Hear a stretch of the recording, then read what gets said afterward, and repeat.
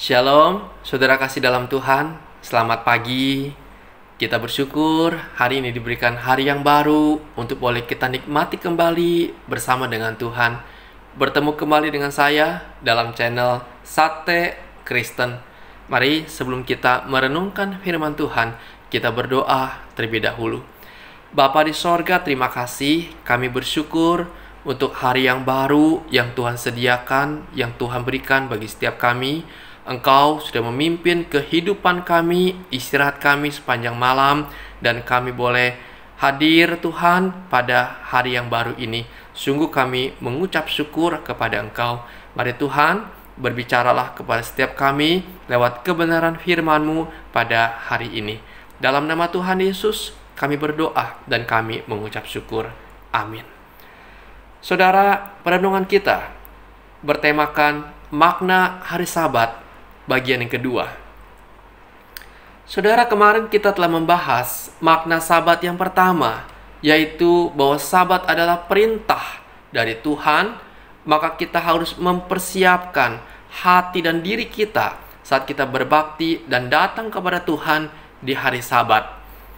Maka makna Sabat yang kedua yang kita dapati dari Keluaran 31 ayat 12 sampai 18 ini ialah bahwa Sabat diberikan kepada kita agar kita menikmati dan bersekutu dengan Tuhan.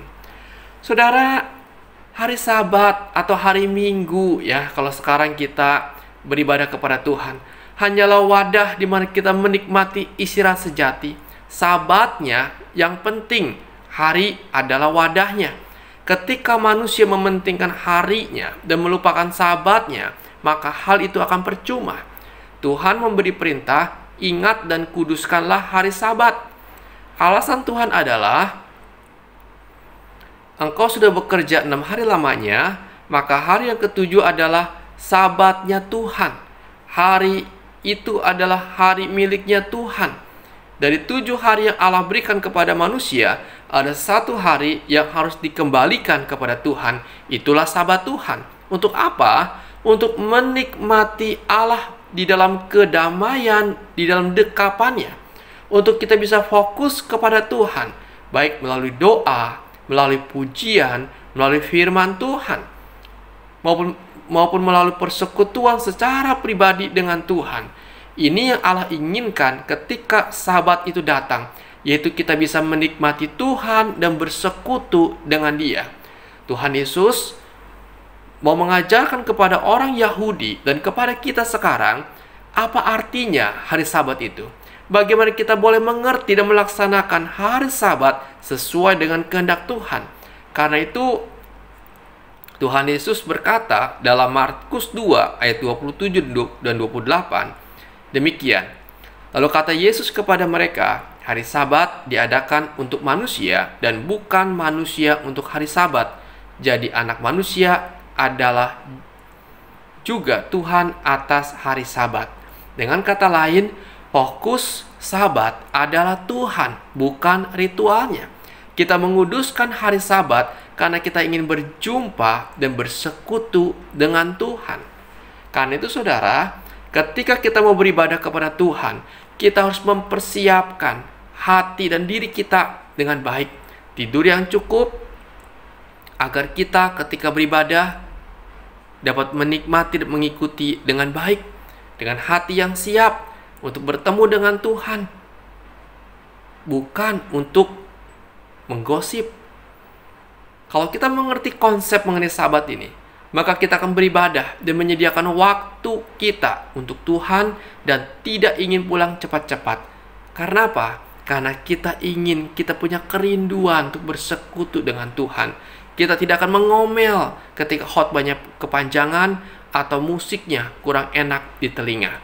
Kenapa? Karena fokus kita kepada Tuhan. Itu saudara makna Sabat yang kedua, untuk kita bersekutu dengan Tuhan. Maka makna Sabat yang ketiga ialah Sabat diberikan untuk memulihkan fisik dan rohani kita yang lelah. Kalau kita baca ayat 16, dikatakan di sana, maka haruslah orang Israel memelihara hari Sabat dengan merayakan Sabat turun-temurun menjadi perjanjian kekal antara aku dan orang Israel, maka inilah suatu peringatan untuk selama-lamanya. Sebab 6 hari lamanya Tuhan menjadikan langit dan bumi, dan pada hari yang ketujuh Ia berhenti bekerja untuk beristirahat. Saudara, setiap hari kita disibukkan dengan pekerjaan dan kesulitan-kesulitan yang muncul.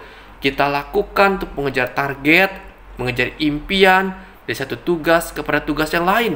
Ada yang lembur, ada yang bekerja sampai malam, tapi kadangkala kita lupa untuk istirahat. Karena sesungguhnya tanpa kita sadari, aktivitas yang kita lakukan setiap hari membuat tubuh kita menjadi lelah, sehingga akhirnya kita sakit. Belum lagi beban pikiran yang menekan kita, sehingga dapat membuat kita letih, capek, lelah secara fisik dan secara rohani.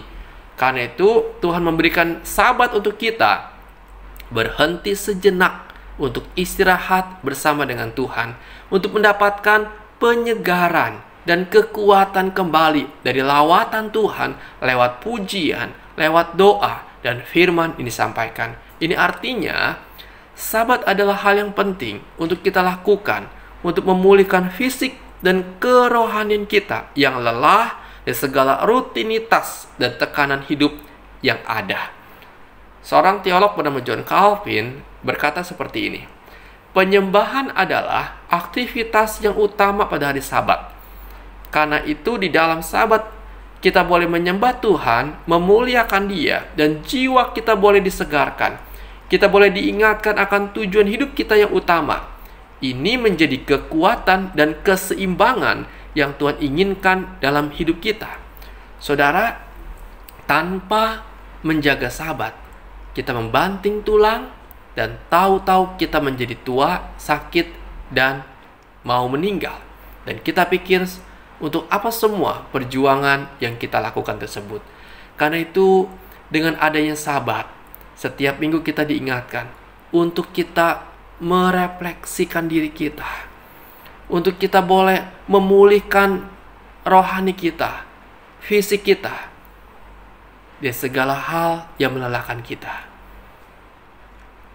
Di dalam dunia yang berdosa ini, di tengah kelelahan, kita disegarkan, memfokuskan kembali pada apa yang Tuhan ingin kita kerjakan di dalam kehidupan kita. Saudara, ingat hal ini akan makna Sabat, yaitu Sabat adalah perintah Tuhan yang harus kita lakukan. Yang kedua, Sabat diberikan kepada kita agar kita menikmati dan bersekutu dengan Tuhan. Dan Sabat diberikan untuk memulihkan fisik kita, rohani kita yang lelah. Karena itu biarlah setiap hari Minggu datang, kita datang untuk menjadi suatu kesukaan buat kita, menjadi hari yang penting dalam kehidupan kita, menjadi hari yang kita nanti-nantikan untuk kita boleh disegarkan kembali, dikuatkan kembali, dan hidup kita boleh sungguh bermakna di dalam dunia ini. Saudara, dalam siklus yang terus-menerus terjadi dalam kehidupan kita, mari kita gunakan satu hari yang Tuhan sediakan untuk kita menikmati Tuhan dan memulihkan keadaan kita, bahkan bersekutu bersama dengan keluarga kita. Saudara, kiranya renungan ini memberkati kita sekalian. Amin. Bapa di sorga, terima kasih, kami bersyukur kepadamu. Kami bersyukur Kau berikan kami hari Sabat, hari libur, hari Minggu Tuhan, untuk kami boleh beribadah kepada Engkau, untuk kami bisa merefresh Tuhan akan kelelahan badan kami, fisik kami, bahkan rohani kami, untuk kami boleh disegarkan kembali ya Tuhan. Karena itu biar Tuhan kami boleh menggunakan hari Sabat yang Kau berikan sebaik mungkin. Ketika beribadah, kami boleh beribadah dengan baik. Ketika kami bersama dengan keluarga, kami boleh menikmati akan keakraban bersama dengan keluarga kami. Tuhan, terima kasih. Sungguh Engkau sangat baik bagi setiap kami. Bapa di sorga, kami serahkan aktivitas kami sepanjang hari ini ke dalam tangan Tuhan. Engkau yang menyertai dan menjaga kami. Kami yang bekerja, sertai kami Tuhan, dan berkati pekerjaan kami. Mungkin kami yang berlibur hari ini Tuhan, Engkau juga menyertai akan liburan kami bersama dengan keluarga kami. Tuhan tolonglah. Kami yang bergumul dengan sakit penyakit kami, Tuhan tolong, Engkau menjamah dan Engkau memulihkan kami. Kami sedang sakit saraf kejepit, Tuhan jamahlah kami, Tuhan sembuhkan kami, Tuhan pulihkan kami. Hai di dalam nama-Mu Tuhan kami berdoa. Kami sedang sakit asam lambung kami naik, Tuhan juga jamah kami, Tuhan pulihkan kami. Kami sedang sakit Tuhan, cancer paru-paru, Tuhan jamah kami, kuatkan kami, Tuhan tolong kami. Berikan iman yang teguh melewati akan masa-masa sulit dalam kehidupan kami.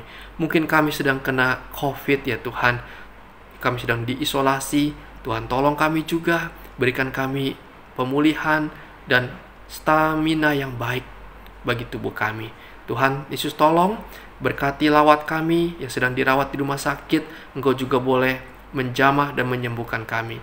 Tuhan Yesus terima kasih, kami serahkan kehidupan kami, pergumulan kami, bahkan apa yang menjadi kecemasan kami hanya kepada Engkau. Engkaulah penolong buat kami ya Tuhan. Terpujilah nama Bapa. Di dalam nama Tuhan Yesus kami berdoa dan kami mengucap syukur. Amin. Selamat pagi saudara, selamat beraktivitas, dan Tuhan Yesus memberkati saudara sekalian.